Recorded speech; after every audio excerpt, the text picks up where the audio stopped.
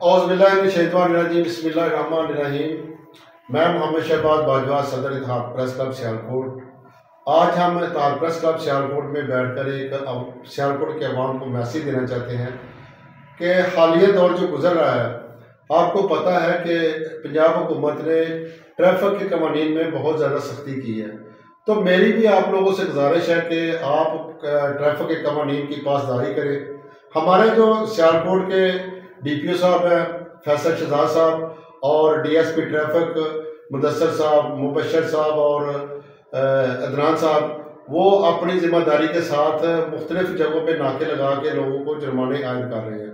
तो आप जुर्माने से बचने के लिए, आपको पता है कि मोटरसाइकिल का अगर हेलमेट नहीं पहनते, लाइसेंस नहीं होता या गाड़ी का लाइसेंस नहीं होता तो उस पर जुर्माने किए जा रहे हैं। और ये वज़ीर-ए-आला पंजाब मरियम नवाज़ साहबा की हिदायत के मुताबिक बहुत ज़्यादा सख्ती की हुई है। आप लोगों से गुजारिश है कि कम से कम अपने जुर्माने को बचाने के लिए, खुद को बचाने के लिए, FIR से बचाने के लिए आप कानून की पासदारी करें, ना कि वायलेशन करें।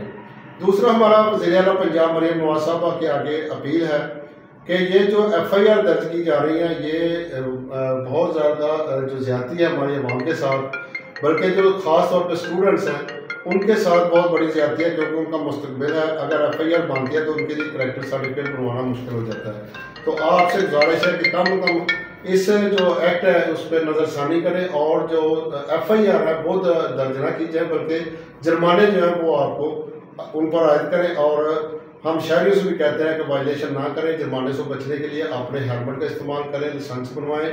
और जो वन वे पे इशारों पे या इस तरह का सफ़र करते हैं या दूसरे जो चार गाड़ियाँ हैं इनको नंबर नहीं लगे होते, ये उनको बनाया होता है, जिस तरह DPO फैसल शहजाद साहब ने भी एक पैगाम नोट करवाया, उसके मुताबिक अमल करें। जी शुक्रिया।